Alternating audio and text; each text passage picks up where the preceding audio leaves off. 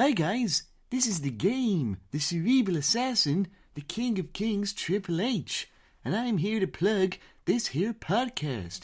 If you're wondering why I'm going with this type of voice today, well basically it's all based on an impression given by one straight-edge superstar from, years ago, and it just seems to stick.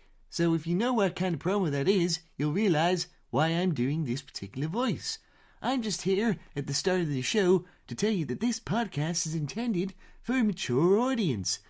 The views and subjects covered in this podcast are not suitable for younger viewers, and listener discretion is advised.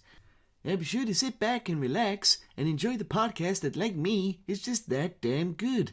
The WrestleBox Podcast.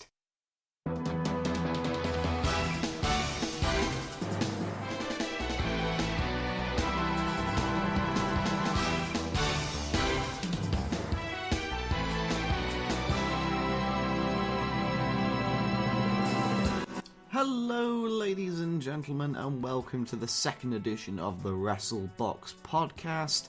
I am the resident Scouse One from RAD Live Podcast, Lewis Ogden, and we're back again for episode 2. Obviously, if you're coming back here from the first episode, it's wonderful to have you back. If you're a new listener, welcome to the family. This is the show where we just go through all independent wrestling, such as New Japan, Ring of Honor, any indies, maybe a bit of NXT and all that malarkey. Coming up on today's show, we'll be talking about the All In show. We'll be discussing the 10,000 seat arena at the Sears Center in Chicago, selling out in less than half an hour. We'll be discussing how that is such a big thing in the wrestling industry, and it's also benefits all of wrestling as a whole. I'll be giving you updates on Being the Elite. I've also got reports from the first 2 nights of the Best of Super Juniors tournament. We'll also have a little bit of extra thoughts on the UK tournament, and maybe a couple of other things as well. That's all still to come up on the show, so let's get started.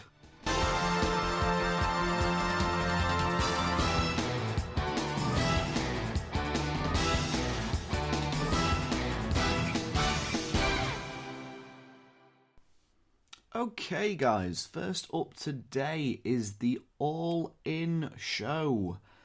Yes, if you've not heard, or you've been living under a rock, you'll know that the All In show, set up by Cody Runnels and the Massey brothers, also known as the Young Bucks, has sold out. Yeah, I mean, it's I'm literally just having a look at the latest Wrestling Observer here. Entire original allotment was 9,164 tickets, which they were sold out. They sold all of them within 30 minutes. In all, the building was to be set up for roughly 10,200, and it was noted all after the first day that the number of tickets out were 10,145, beating the original goal that they stated of 10,000. I mean, it's quite amazing to see that this is a show that hasn't announced any kind of match. It literally has like a list of talent. I mean, like, the list of talents to appear on the show is incredibly strong. So obviously you've got the Young Bucks, you've got Cody, you've also got Kazuchika Okada and Kenny Omega, as well as the usual Being the Elite cast of Adam Page, Marty Scurll, and the tease that Flip Gordon will be appearing on the show as well. I mean, on top of that as well, you got the likes of Ray Phoenix, Pentagon Jr., SoCal Uncensored, who are Frankie Kazarian, Chris Daniels, and Scorpio Sky. Tessa Blanchard, Joey Janela, Matt Cross, who's son of Havoc in Lucha Underground. You've got Deanna Peruzzo, Penelope Ford, and Brandy Rose. As I say, like, no matches have been announced for it as of yet, but with Being the Elite, they've sort of teased that maybe Joey Ryan versus Adam Page will happen, and the press conference that was held just before the tickets went on sale seemed to tease a match between Marty Scurll and Flip Gordon. yeah, it's a pretty bloody darn good achievement. It's a landmark in wrestling, because really, if you think about it, TNA haven't come close to selling a 10,000 seat arena. Ring of Honor haven't come close to selling a 10,000 seat arena. And people will immediately, like, I even saw the the reports of people instantly trying to dismiss this as being a big achievement. Literally the case of giving the ticket prices. So 7,500 of the 9,164 tickets were priced at either $28 or $53. There were another 1,100 tickets priced at $78, with the rest at $103, $128, $153 respectively. Now, there is a lot of people that have just jumped to the conclusion of, this amount of they've priced the tickets that low that scalpers will immediately, draw up at it. So at press time, because an event like this, tickets are cheaper they are. Yeah, there were some scalpers that were able to get them. So at press time, there were 532 tickets on the secondary market, and the price of entry is $185 for tickets originally priced at $28. So, and the thing is, like, it's gonna happen. I mean, you can't have it both ways unless you like immediately sort of stop people buying in bulk, which they weren't gonna do, because let's be honest, they want to make money.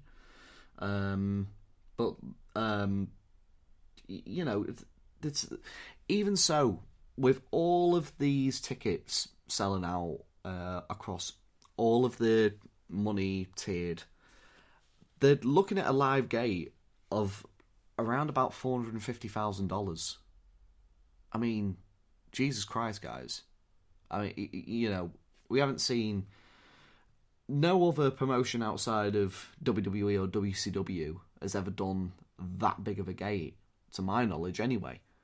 The only thing I can think of is, will they be able to sustain it? You don't know. I mean, you're not sure if this is just a one-off thing or if this is something that they might consider doing again in the future. I mean, like, if the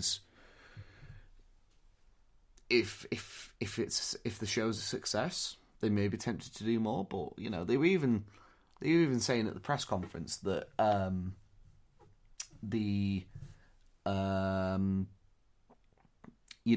like Cody was saying at the press conference, that it was actually Ring of Honor that gave them sort of like the green light to go ahead with it, because they're contractually exclusive to Ring of Honor, and they came with this idea of wanting to do this show, and Ring of Honor were actually the people just go, yeah, you go for it. So it is really good to see. I should probably mention as well that although they haven't announced any matches for the show, they have noted that the NWA World title would be defended on that show. Billy Corgan, the president of NWA, made an appearance and just stated that the title was going to be defended on the show. Cody would be challenging for it. Whether that is still Nick Aldis, aka Magnus, by the time we get to the All In show, maybe somebody else. But that being said, there's a title being defended on the show. It's a plethora of who's who on the independent circuit of talent who are turning up. Maybe more that, get announced. I mean, with the lineup that they've got, also Rey Mysterio supposed to be making an appearance on the show. And also they've got the StarCast convention on the 2 days previously, with there's loads of people making an appearance, like Matthew Botchamania is doing a show. Well, Vince Russo isn't, because he's been banned. Bruce Pritchard's supposed to be there. The likes of the original Click and members of the NWO, like Kevin Nash, X-Pac, Scott Hall, those kinds of people.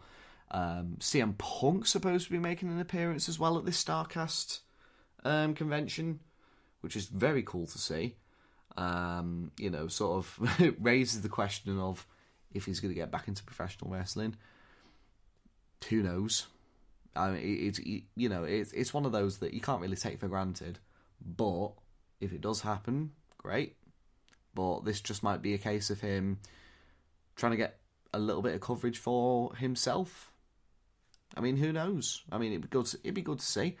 But you could basically look at this whole weekender as basically being like a WrestleCon event, which WrestleCon events are done all the time, and this is the thing. Like, they're able to get the people into the arena. There'll be loads of people who will be wanting to, shell out the money. It's a win-win. It is a win-win, and people who still, go on about, who still moan on about it, it's not only a good thing for wrestling as a whole. It also gives WWE a little bit of competition, really. Much like what's going on over here in the UK. They've finally gotten round to getting World of Sport off the ground. They've started taping for the TV, and it's only just as they've been, sorting out World of Sport that WWE have decided to get their act together with the WWE UK tournament. So it does show that if you start to make movements in sort of areas where WWE have been lackluster or, off the ball, it will sort of like get their attention. So, it's all for it. Whatever helps wrestling as a whole, you can't really argue with it. While we're on the all-in subject, we should probably talk a little bit about what's been going on with Being the Elite. Now, I touched on the main points with what's been going on in the past season of Being the Elite. As I was saying earlier, the possibility of a Joey Ryan versus Adam Page match may very well be in the books. Because what they've been doing on Being the Elite is having Adam Page obsessed with Joey Ryan. Because there was one particular episode in the first season of Being the Elite where Adam Page and the Young Bucks made an appearance at Joey Ryan's independent wrestling company during the show. And, they tried attacking him, but, Joey Ryan and his power of the penis mentality got the better of him. And ever since then, Adam Page has just been sort of like having, PTSD flashbacks from this particular incident. So it was implied on the season finale of season 1 of Being the Elite that someone had murdered, someone had literally killed Joey Ryan in his hotel room. And like the first couple of episodes of the new season have been just Paige being really angsty and just sort of like, giving off the impression that he was the one that's killed him. And they've followed through, because when they've been promoting Joey Ryan for the StarCast convention, they've labelled him as the ghost of Joey Ryan, which is hey, at least they're sticking to the story at least. So yeah, that's been one aspect of it. Another one I touched on very briefly was Marty Scurll. Now, the back end of last season of Being the Elite, he was offered like a multi-million-dollar record deal, and so he took it, went off. The very start of the new season of Being the Elite, his record label has fired him, and I use air quotation marks when I say fired him, because obviously it's a story, for basically ripping off cheesy pop hits from like the early to mid 2000s and stuff like that. So he's basically been fired by the record label, but Marty doesn't want to tell particularly the Young Bucks that he's been fired, because obviously he wants to still give this impression that he's this big, massive star. So on the latest episode of Being the Elite, he meets up with the Young Bucks, and obviously the Bucks are like quite surprised, and they're like, yeah, look at you, there's the big, massive superstar pop super pop star that you are. You still make time out to come and see with your friends, and Marty's there like, about that, guys. I just I need to tell you something, and like the Bucks are immediately just going, no, I want to find, really appreciate it that you still think about us even though you're jet setting all over the place. And it's just the storyline of he can't bring himself to tell the other guys that he's basically been fired. So as well as sort of like the superstar pop star career that Marty's still trying to give the impression at, one of the other things that he did the back end of season 1 was trying to get multiple members to join his villain club. So he went to people like, say, Mick Foley, and he even tried talking to Joey Ryan, but he was talking directly to his penis. It's literally one of them. Well, on the first episode of the new season, it's always the same with when Marty Scurll's like trying to pitch the idea of the villain club to people. Literally, the camera's focused on him, he's putting over the villain club, and then it literally pan across to the person he's talking to, and it might be Mick Foley, or it might be Joey Ryan, or whatever you want to call it. But on this particular episode, it was Lanny Poffo, who is the genius from Hogan era, WWF, and also Randy Savage's brother. So he gives the impression that he's interested in join the villain club. So Marty goes to exit the room, but Jay Lethal's on the other side of the door looking to come in. So the door whacks into Jay Lethal's face. He goes down to the ground. Marty just completely shrugs it off and just walks away.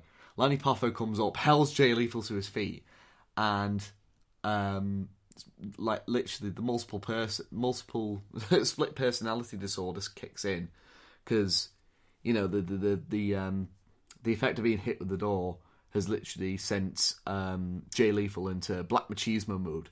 So he sees that it's Lanny Poffo who's helped him up, and he goes, "Brother, oh God, it's been a whale, isn't it?" Yeah. So literally goes into his Macho Man face. Really, really funny. And there's on the episode straight after that, Jay Lethal's backstage in the locker room, and Cody comes in, and he goes, "How you doing, Jay?" And he slaps Jay Lethal on the shoulder, and Jay Lethal goes into Macho Man mode again. He's like, "Dusty Rhodes! Oh my God, man, I haven't seen you in ages." Like literally, he literally thinks that Cody's Dusty Rhodes.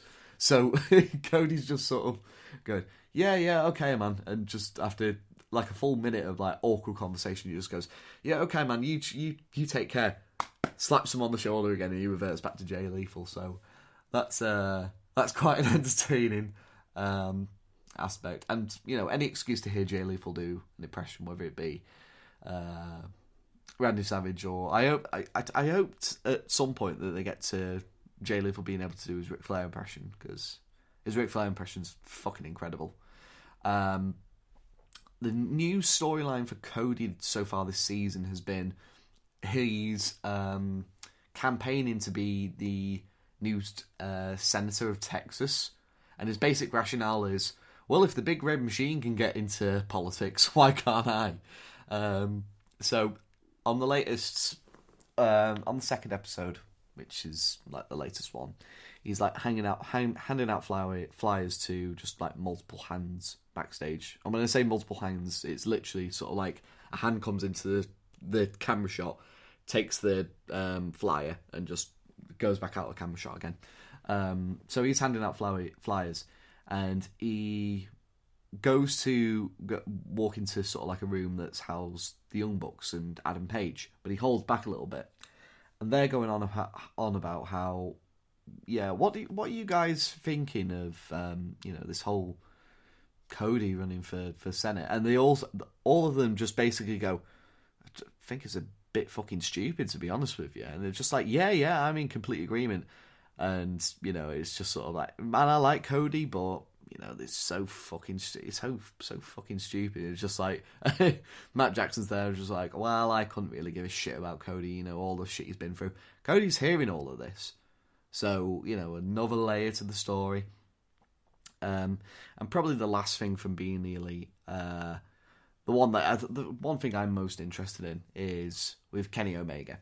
So, since Kenny Omega's received this package from the Young Bucks, he's done nothing but sort of like look at it, just literally stare at it in his spare time. And he's at like a wrestling school, and Kota Ibushi's there with him, and Ibushi's running the ropes, and you know Kenny's obviously like looking at this package and stuff like that. And Ibushi's just sort of like, "Hey man, you're in." He's like, "What?" It's just like, "Yeah, you're up." It's just like, "Oh yeah, I'll get to it in a minute." So Ibushi goes, "So that's the package that you got from your mates?" And Omega's like, "Yeah, well, what mates they turned out to be." And Ibushi has to be the one to sort of turn around and go, "Look, I realise that you and Matt and Nick have had issues in the past, but, you know, look at all the shit that you and I went through, and we seem to forgive each other, didn't we?" And Kenny goes, "Yeah, I guess." And it's left as a cliffhanger of just Ibushi going, "Well, come on, if you gave me a second chance, you give the Bucks a second chance." So I'll have to see where that goes in the next episode. I mean, as I say, I enjoy watching Being the Elite every week. And yeah, it's a really darn good wrestling show to watch. You know, if you know have spare time for yourself, yeah, I definitely recommend just sort of like going back from the beginning and watch all the way through, because they round up sort of like stuff that happens at live events or New Japan events or Ring of Honor events really, really well. So you don't miss too much of the story. It definitely adds layers to the multiple stories that they tell. Okay, so on to the New Japan. Best of the Super Juniors kicked off over the past couple of days. Day 3 has happened today. I'm just waiting for the matches to go up on the on-demand service, and then I'll check them out. But I watched night 1 just before I watched the second night live. So I watched the second night live whilst sunbathing in the garden, so that was a relatively nice experience. So night 1 featured all A block matches. So the first one was Tiger Mask versus Yoshinobu. That's a really confusing name. Yoshinobu Kanemaru. See, the surname's fine. It's just the beginning one. It was fine. Nothing really too spectacular, to be honest with you. Tiger Mask won when Kanemaru hit him with a top rope superplex, and then Tiger Mask just shifted his weight and rolled him up for the surprise win. So yeah, that wasn't really much to shout about. We had ACH versus Flip Gordon, which was a pretty darn good match, to be honest with you. ACH is great. Flip Gordon is good, but still a little bit rough around the edges. I think if you give him maybe a good 2 years of like non-stop working, I think he has the potential to be as... I think he has the potential to be like a really darn good solid worker. Say for like similar in a way to Will Ospreay, except he's willing to be safe whilst being death-defying, I'll say. One of the thing is with this match, as good as it was, there was a spot where they brawled up into the crowd and up to sort of like one of the stands, and there's like a big... Well, it's the equivalent of sort of like a stairwell. So, it was So yeah, one of the things that I forgot to mention as well. One of the things I really liked is Gordon managing to hit a big tope con hilo, but he's basically, whilst ACH is on the outside, he's sprung off one rope. He's sprung off one set of ropes, jumped onto the next set of ropes, then done the flip dive to ACH. And the fucking height he got on that was absolutely incredible. It was really, really damn impressive. So yeah, one of the spots that Flip Gordon hit was a big crossbody, and he did a big crossbody whilst diving over sort of like a stairwell that leads from sort of like the main lobby area up to the main seating area, which, you know, was very impressive. But the entire time, like the spot was probably 2 minutes long of them exiting the ring to them doing the big spot, and then the referee counted, which is a little bit annoying in some ways, but you know, it's just me. It might just be me. So ACH won that match. He won with a cradle DDT, which is sort of similar to the Rampage that Paige used to do when she was wrestling. Yo defeated Bushi. I couldn't really get into this one, to be honest with you. The match was good. The finish came when Bushi went to hit his version of the MX, which is basically the code breaker. It's the double knees to the face. But Yo countered that into like a really impressive cradle. Like, dropped him down and then just sort of like cradled him in sort of like a bridge position. It's like a really, really, really, really cool looking pin, and got the win. So it's one of them that sort of like you can give wins to sort of like guys to give them a little bit of credibility, sort of like early on in the tournament. Then the main event of night one was Will Ospreay versus Taiji Ishimori. I really enjoyed this match. It was much in a way a showcase for Ishimori, because although I've heard very good things about him in sort of like Impact, on the independent scene and stuff like that, I've never actually seen one of his matches in person. So this may be sort of like an ideal match to see if you if you've never watched Ishimori played. Like, it was a really, really good showcase. And you know, he's a good fit for the Bone Soldier character. He's a good fit for Bullet Club. He's very charismatic in his delivery of moves, and he's absolutely fucking shredded as well. He's in fantastic shape.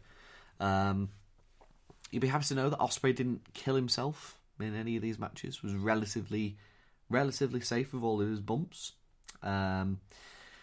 So the finish of the match came. Ospreay went for the Os cutter, but Ishimori grabbed him and hit a new finisher, which is basically if you're going to deliver a front facing suplex, but on going down he turned it into a long blower as well, which was quite cool. He calls it the Bloody Cross. It's a very, very innovative move. But yeah, he won that and got the win. So, good stuff on there. Very good stuff on there. And then we move on to night two. Now, this is a show that I watched live. Because what I've been doing with these, they're not tournament matches. They have, tag matches, or, Young Lion.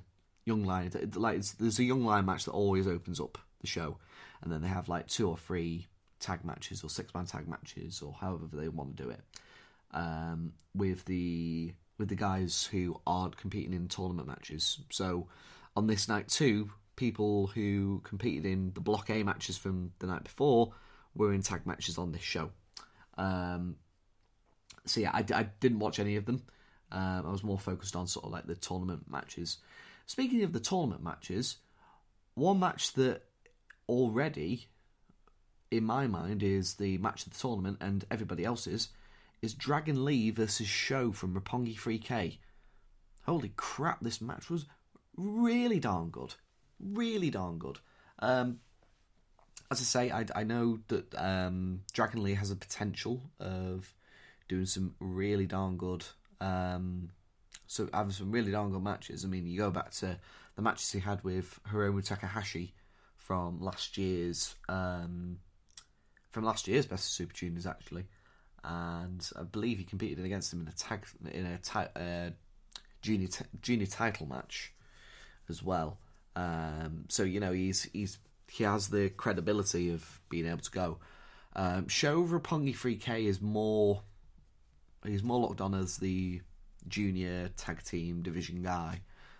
So this was like it was not only sort of like once again sort of quite similar to the Ospreay Ishimori match in that it was quite a good showcase for both men, but I was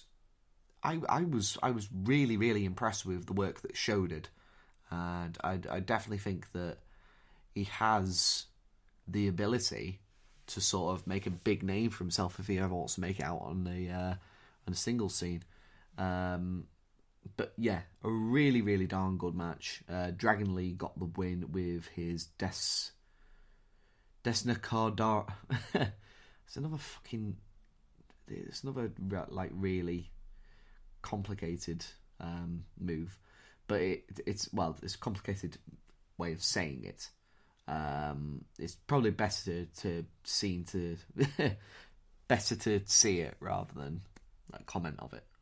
But Dragon Lee did win in what has been probably the match of the tournament so far, so it's definitely one to check out. We then had El Desperado and Ryusuke Taguchi. I didn't really pay too much attention to this match. Now, from what I saw, it was very solid match. El Desperado I've seen as someone who has like ability, and Taguchi, Ryusuke Taguchi is one of those that I've always seen as sort of like a comedy guy, and then I saw on because what I quite like about New Japan is on their YouTube service, they sometimes post like free matches for you to watch. So there was a match against Will Ospreay from about 2015, and he was popping off like Hurricane Ranas and stuff like that, and like really crisp and smooth, and it was just like, Christ, where has this Taguchi been all along? And you know, it's been through word of mouth. There are two Taguchis that you can have. You can have like the comedy clown, or you can have sort of like serious Taguchi. And serious Taguchi is a hell of a wrestler. From what I saw, it was really, really solid. El Desperado got the win. Kicked Taguchi low with the back when the rest back was turned, and got the pin. So although I didn't really pay too much attention to it, mostly because I was fatigued from the Dragon Lee show match. But yeah, from what I saw, this was very quite good, and obviously they've got to establish some heels in the tournament as well. So we then had Kushida versus Chris Sabin. Now, I was really looking forward to this match, and it wasn't as if this match was bad, but I was expecting a bit more. It was still good. It was still very solid, very fundamentally sound. But I'm just wondering if maybe I expect sort of like the Chris Sabin of maybe 10 years ago, and when in reality, sort of like, you know, 10 years ago, he's tore his knees up over the past couple of years, so he's had to adapt his style, which sort of looking back on it now, I can fairly understand. But yeah, it was a good solid match. There were like a couple of shaky spots, like in terms of Sabin not landing funny on like a DDT, as in like landing on his head, but in terms of just sort of like landing nearly on his feet, just sort of like he's over rotated. So it wasn't. It was a bit sloppy in places, but it was still a solid match. I quite like the finish as well. So what it basically was Sabin hit a top rope German suplex, and then hit the cradle shock, and then like Sheeta kicked out, and then sort of like almost without hesitating, Sabin picked him up again, hit another cradle shock, and got the win, which I want to see more of, because a lot of times in wrestling there's just too much times where someone will hit the finisher, they'll kick out, and then they'll spend like the next 60 seconds or whatever just sort of fumbling about and just go, oh my god, I can't believe he kicked out, and just giving him time to recover. It's a bit non-realistic. I mean, just sort of like in terms of, say, like an MMA fighter or like a boxer. Sort of like if someone's pretty much down and out, you go in for the kill until obviously the referee steps in. So just a little thought, that's all. And then the main event of night 2 was Hiromu Takahashi against Marty Scurll. Another really, really good match, and I think had Dragon Lee and Show not stolen the show earlier on in the night, this would probably be my match of the tournament. But yeah, just a really, really solid match. Marty Scurll's work as a heel, despite the fact that he sometimes still gets cheered by the Japanese crowd, is really, really good. Takahashi, I have to say, has really filled in the charismatic role that New Japan have sort of needed to sort of like replace Nakamura since he left. I get elements of Nakamura whenever I see Takahashi in the ring, just sort of like his mannerisms and stuff like that. I'm very reminiscent of Nakamura, but then in no way just sort of like being a blatant rip-off. So it's quite good to see. Yeah, some really good spots in this one. Takahashi with his running sunset flip powerbomb to the outside. You can tell Marty Scurll was very hesitant in taking it, because he took like probably the safest bump you could ever take from a sunset flip powerbomb onto the mats outside. And it also included a spot that sort of like maybe wince a little bit, but it was done very safely. Marty Scurll hit a tombstone pile driver to Takahashi on the apron. This is the thing with indie wrestling; they're obsessed with taking bumps on the apron. I've never taken bumps on the apron, but I've felt a wrestling apron, and it's not exactly as if you're landing on a pillow and a mattress on like a nice spongy bed. It's hard, people. It's pretty much where the metal frame is. So, don't do it. Finish was actually quite good, quite innovative. Marty Scurll was going for a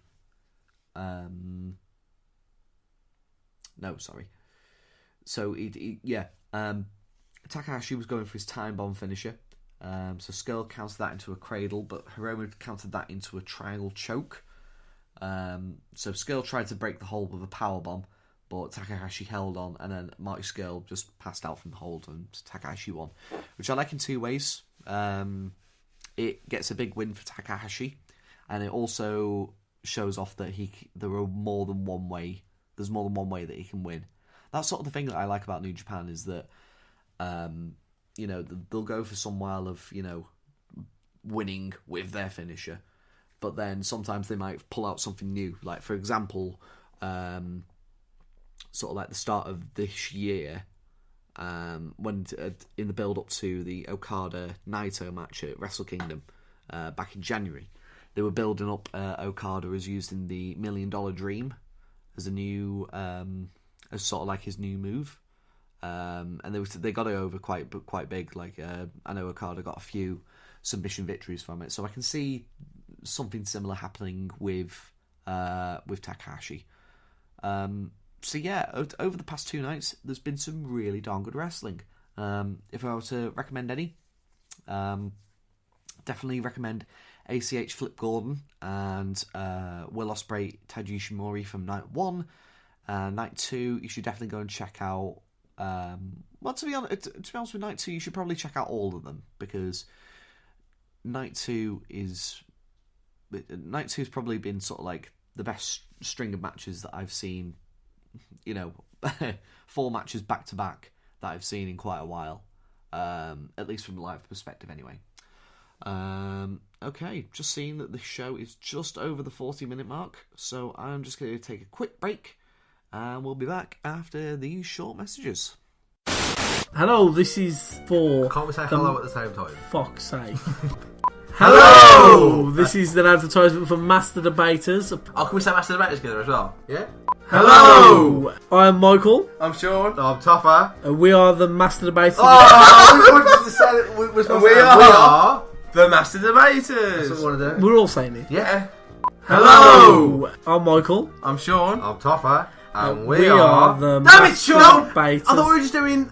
Hello! I'm Michael. I'm Sean. I'm Toffer. We are... The Master Debaters. You can find us on Twitter @_Master Debaters, SoundCloud, Podbean, and iTunes. Just do yourself a favour and jump aboard this podcast train. Choo choo, motherfucker!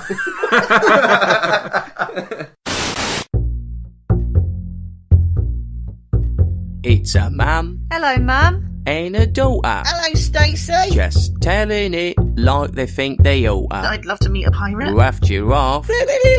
Rough giraffe. Melodic sound of the flute. They'll make you pee your pants when you laugh. Wet and maggoty. Funny chat. Comedy bronze. Sketchy facts. Dog monk. And advice from a very wonky cat. Kipper.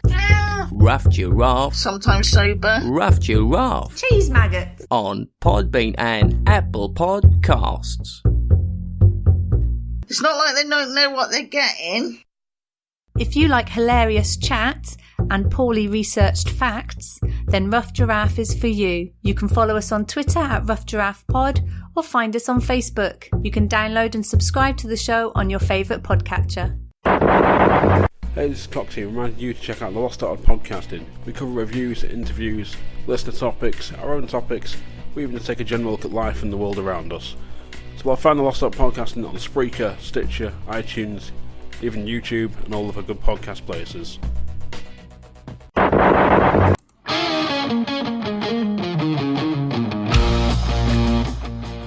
Hi, I am Paul, THG Flinders, the Hat Guy, and I am host of RAD Live, Random Ass Discussion. We talk about all sorts around the world, no matter what it is. If it's in our minds, we will spit it out on the air. We go live every other Saturday night at 8 PM, and, join me, Adam Cox, Alan Morrison, Xander McNichol, Lewis Ogden, and anyone else who fancies to appear on the show. So, if you fancy a bit of random banter, a bit of random comedy, just basically randomness, come and join us at the RAD Live podcast. You can find us on Spreaker, iMusic or iTunes, whatever they choose to decide to call themselves today, Stitcher, where else, YouTube, and all other good podcast catchers out there. You can find our page on facebook.com/RAD Live, and we are on Twitter @UKRAD Podcast. Now back to the show.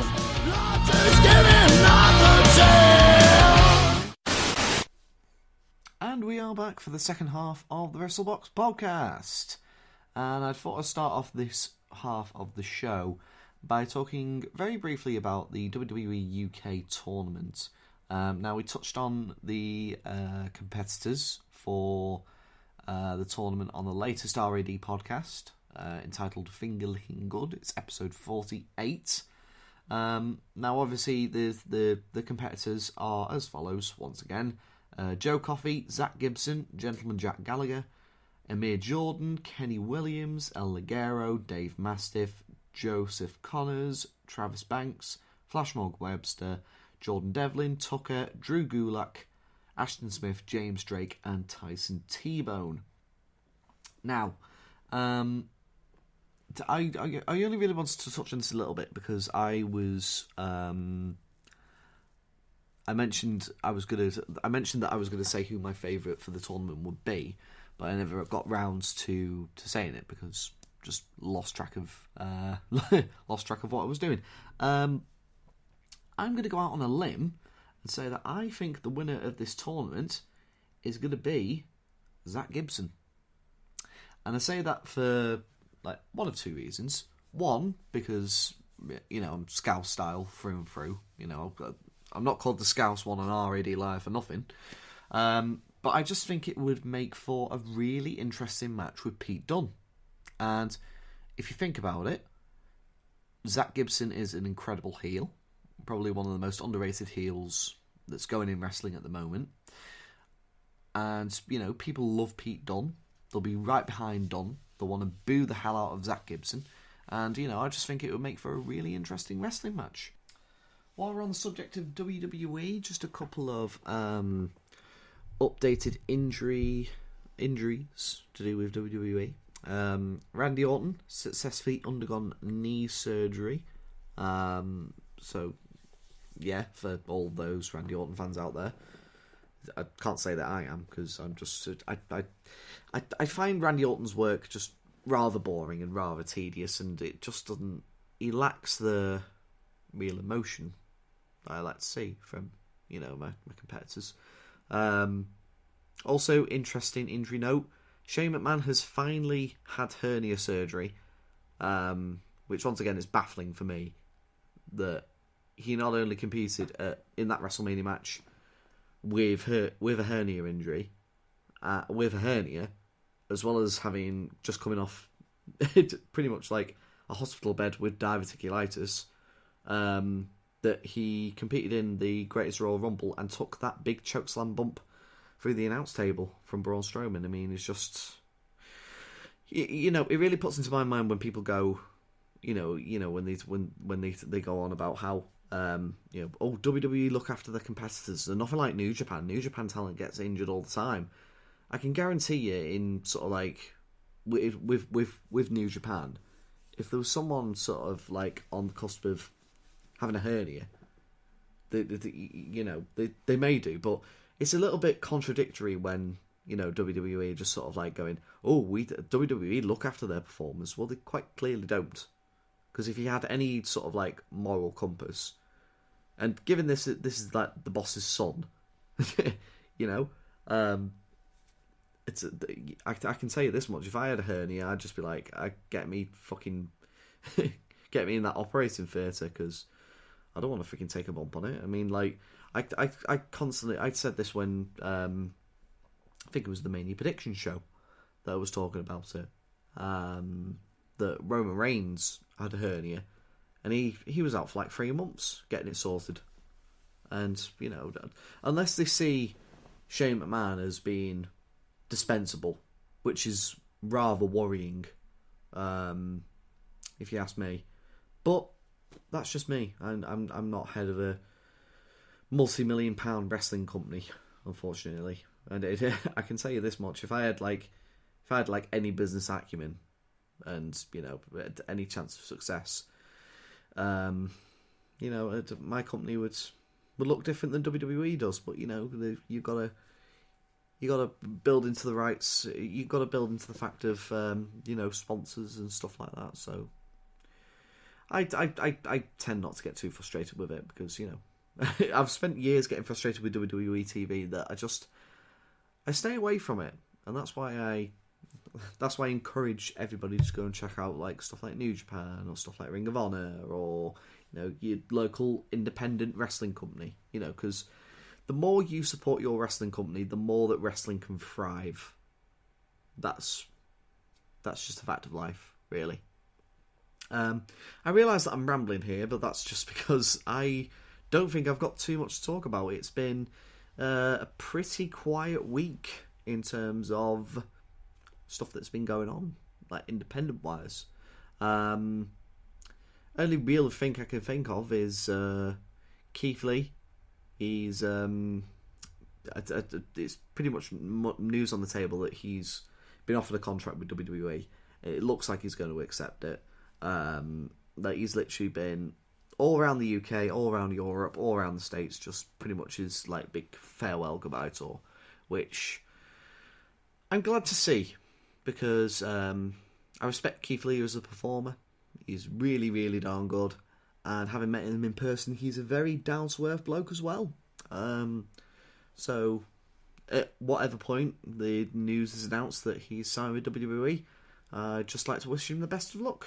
And best of luck in everything he does in the future.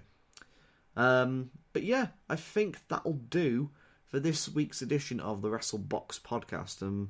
Apologies that it might be a little bit shorter than last week's was, but that's literally just because that, well, really, like, a catch-up episode is intended to be like a little bit longer. But you know, it's all about entertaining the masses, and you know, hopefully you've been entertained. Just going to do a couple of sweet little plugs before I go. Obviously, the WrestleBox podcast is brought in association from our Big Daddy company, run by Paul the Hat Guy Flinders of the RAD Live podcast. And you can find RAD Live on Facebook, on Twitter. They're available on Spreaker, Stitcher, iTunes, all good podcasting sites. Also, our brother podcast, run by the Lost One himself, Adam Cox. It's the Lost Art of Podcasting and the Lost Art of Wrestling. Both of them are available on Facebook, on Twitter, again, like on Spreaker, Stitcher, iTunes, stuff like that. Obviously, you're listening to this podcast over the RAD Live Spreaker site, and I've been informed by Paul that we're going to be getting on iTunes at some point. Also, if you're in the market for any new headphones like the ones that I'm wearing at the moment, go to sudio.com. That's sudio.com. Check out their wide selection of headphones. Like they've got like earpieces. They've got headphones that just nestle on your head, or they've got the over-ear headphones. Wide selection, and if you use the promo code RAD in the checkout, you'll get 15% off your order. It gives a little bit back to not only Britpod scene, but also the RAD podcast as well. So that's just my little plug for Paul. As well as that, I might as well give a plug for New Japan World. If you go to njpwworld.com, sign up now for 999 yen or £6.45 a month. You get access to their entire archive catalogue. You know, live streams are available for whenever their events go live. Whenever their events are going on live, you can live stream them. As well as that, there's matches available from CMLL, Ring of Honor, as well as Revolution Pro, if there were any New Japan talent that feature on those cards as well. So get on to njpwworld.com, sign up now, and check out some really darn good wrestling. If you're not signed up, you sure are missing out. I can tell you that much. As for the WrestleBox podcast, I think we'll be taking a sabbatical for at least...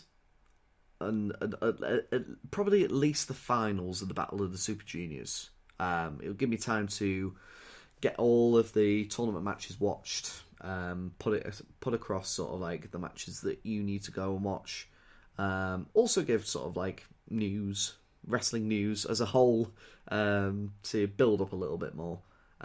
So as I say, we probably won't be back again until probably just before Dominion, which is June 9th. So, and what was it, Battle Super Juniors, it wraps up June 4th. So I imagine either the 5th or 6th of June, sometime around then. It'll be right before Dominion that I'll produce another show again.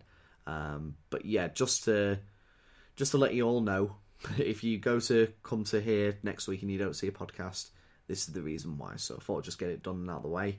But yeah, thank you very much for listening, and be sure to subscribe. Be sure to like our page. Almost forgot to plug our freaking page, for Christ's sake. Yeah, WrestleBox is available on Twitter and it's available on Facebook. The Facebook page is getting very close to 2,000 likes, so if you go to that page and smash that like button, I'd appreciate it really, really very much. And of course, I not only produce this show, but I also appear on a part-time basis on RAD Live. So if you can go ahead, spread word of mouth of both shows, as well as Lost Art Podcast and Lost Art Wrestling. Don't worry, Coxie, I've got you back. So if you spread the word, if you like all them shows, spread the word, get the message out. It helps us in the long run, and it really allows our community, our shows to grow as a result of it. So until next time, I've been Lewis Ogden, and I'll catch you further down the road.